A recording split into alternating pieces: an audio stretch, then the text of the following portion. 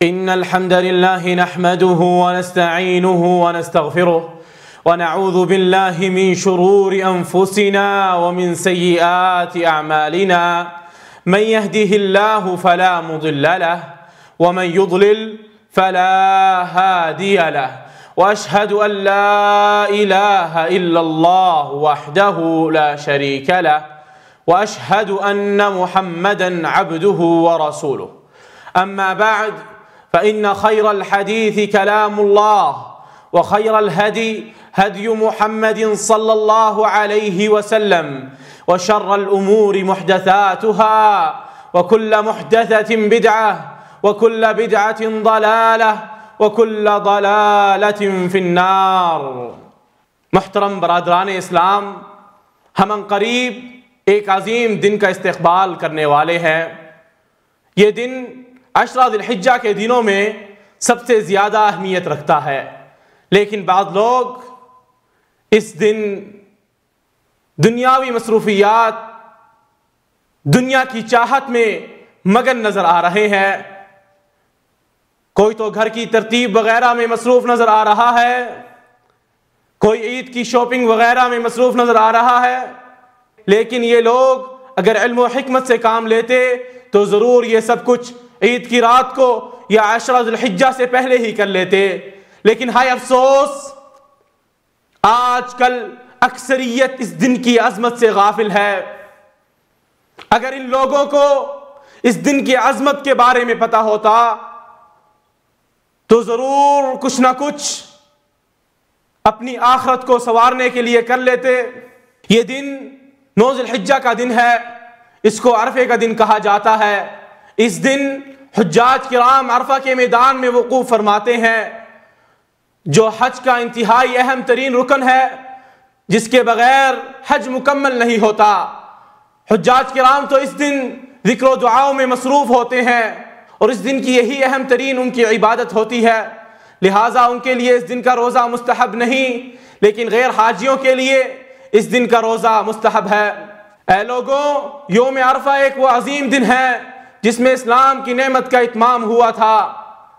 عن طارق بن شهاب قال جاء رجل من اليهود إلى عمر بن الخطاب رضي الله عنه فقال يا أمير المؤمنين إنكم تقرؤون آية لو علينا معشر اليهود نزلت لاتخذنا ذلك اليوم عيدا، فقال عمر رضي الله عنه أي آية هي؟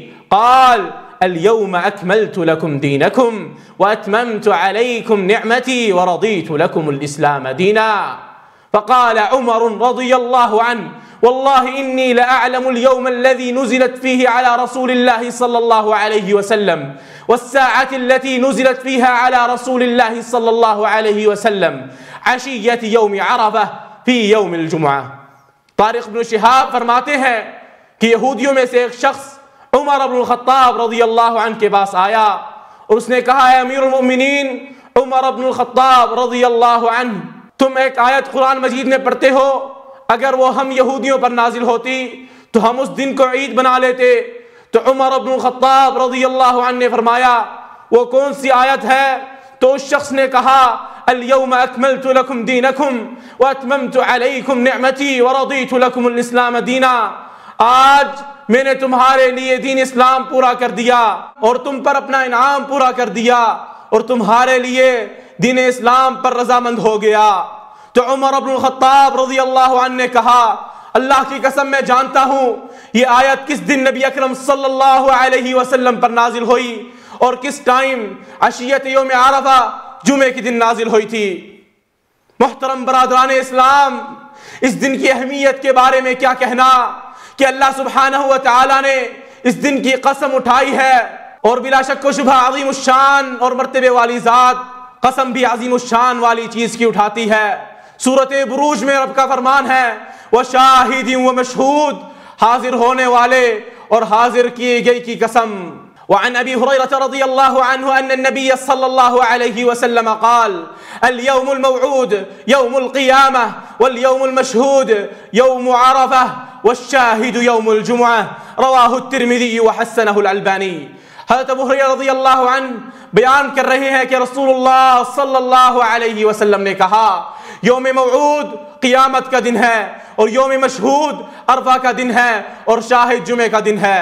محترم سامعین کرام، سنو نبی اکرم صلی اللہ علیہ وسلم اس دن کی فضیلت بیان کرتے ہوئے کیا فرما رہے ہیں۔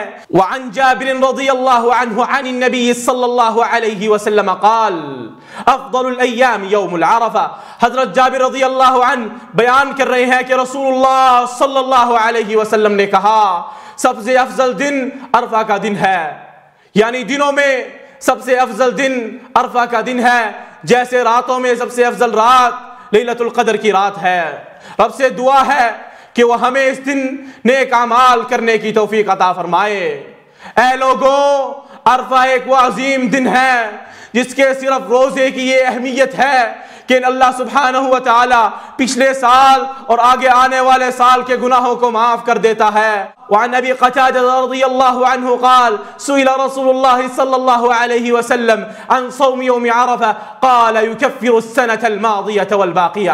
حضرت ابو قتادہ رضی اللہ عنہ سے روایت ہے کہ رسول اللہ صلی اللہ علیہ وسلم سے عرفے کے دن کے روزے کے بارے میں پوچھا گیا تو آپ صلی اللہ علیہ وسلم نے کہا یہ پچھلے سال اور آنے والے سال کے گناہوں کا کفارہ بن جاتا ہے۔ اے اہل ایمان، یہ وہ عظیم دن ہے جس میں اللہ سبحانہ و تعالی سب سے زیادہ اپنے بندوں کو آگ سے آزاد کرتا ہے۔ وعن عائشة رضی اللہ عنها عن النبي صلی اللہ علیہ وسلم قال ما من يوم أكثر من أن يعتق الله فيه عبدا من النار من يوم عرفة وإنه ليدنو ثم يباهي بهم الملائكة فيقول ما أراد هؤلاء۔ حضرت عائشہ رضی اللہ عنہ سے روایت ہے کہ رسول اللہ صلی اللہ علیہ وسلم نے کہا اللہ تعالیٰ یوم عرفہ سے زیادہ کسی اور دن میں اپنے بندوں کو آگ سے آزادی نہیں دیتا، اور وہ اپنے بندوں کے قریب ہوتا ہے اور پھر فرشتوں کے سامنے فخر کرتے ہوئے کہتا ہے یہ لوگ کیا چاہتے ہیں۔ پیارے بھائی، اس دن کی دعا کی بھی بڑی فضیلت ہے۔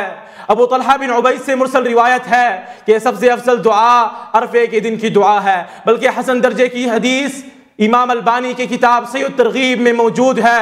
وعن عبد اللہ بن عمرو بن العاص رضی اللہ عنہ ان رسول اللہ صلی اللہ علیہ وسلم قال خیر الدعاء دعاء یوم العرفہ وخير ما قلت أنا والنبيون من قبلي لا إله إلا الله وحده لا شريك له له الملك وله الحمد وهو على كل شيء قدير۔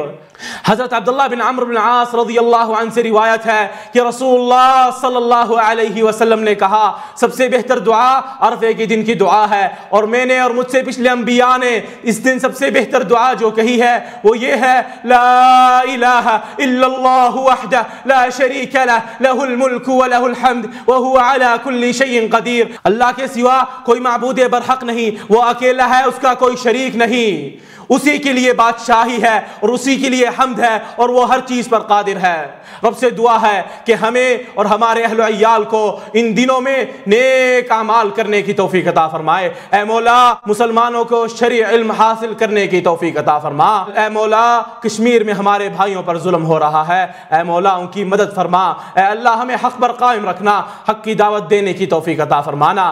اقول قولی ھذا واستغفر اللہ لی ولکم ولسائر المسلمین والمسلمات من كل ذنب وخطیئہ فاستغفروه وتوبوا الیہ ان ربی غفور رحیم۔